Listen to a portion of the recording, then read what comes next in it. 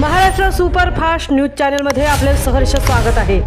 खास सत्याची धार लेखणीची महाराष्ट्रातील ताज्या आणि वेगवान बातम्या पाहण्यासाठी आपल्या हक्काचे चॅनल शेअर करा, लाईक करा आणि सबस्क्राईब करा। धन्यवाद।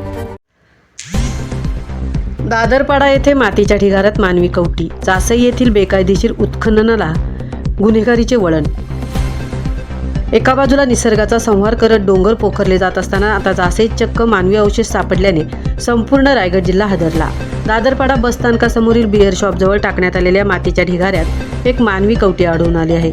या भयानक प्रकारामुळे बेकायदेशीर माती उपशाच्या मागे एखादे गुन्हेगारी मोठे रॅकेट किंवा हत्याकांडाचे रहस्य दडले असल्याची शक्यता वर्तवली जात आहे। जासई येथील बेकायदेशीर उत्खननाला गुन्हेगारीचे वळण लागले आहे। उरण तालुक्यात सध्या कायद्याचे नियम धाब्यावर बसवून माती खोदा आणि पैसे कमवा हा एकच अजेंडा राबवला जात आहे। स्थानिक माती माफियांनी जासई परिसरातील डोंगरांची अशी काही चाळण केली आहे की आता या डोंगरांना खड्डा योजना पुरस्कार देण्याची वेळ आली आहे। निसर्गाचे आणि शेतजमिनीचे कंबरडे मोडून सुरू असलेल्या या व्यवसायातून माणुसकी पूर्ती गाडली गेली आहे।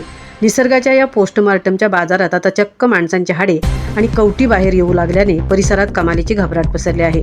धक्कादायक बाब म्हणजे भरवस्तीत आणि रस्त्याच्या कडेला मानवी शरीराचा भाग सापडूनही स्थानिक महसूल आणि पोलीस प्रशासन कमालीचे शांत आहे।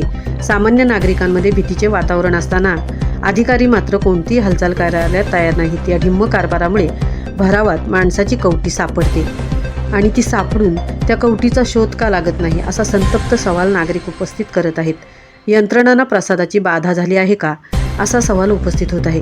स्थानिक सूत्रांनी दिलेल्या माहितीनुसार जासई आणि परिसरातून दररोज रात्री अपरात्री आणि दिवसाढवळ्या हजारो डंपर माती चोरून नेली जाते। या अवैध वाहतुकीला राजाश्रय मिळण्यासाठी प्रति डंपर प्रसादही वाटला जात आहे। एवढा मोठा गैरवापर उघड सुरू असताना वरिष्ठ पोलीस निरीक्षक, गोपनीय शाखा, तहसीलदार नेमके कोणाच्या आशीर्वादाने डोळे झाकून बसले आहेत असा थेट आरोप आता केला जात आहे।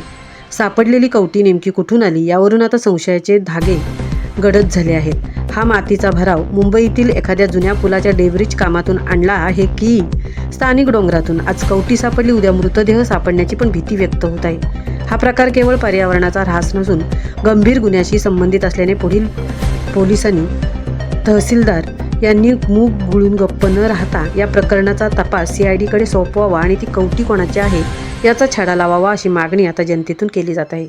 महाराष्ट्र सुपरफास्टसाठी रणिता ठाकूर, तृप्ती भोईर, उरण।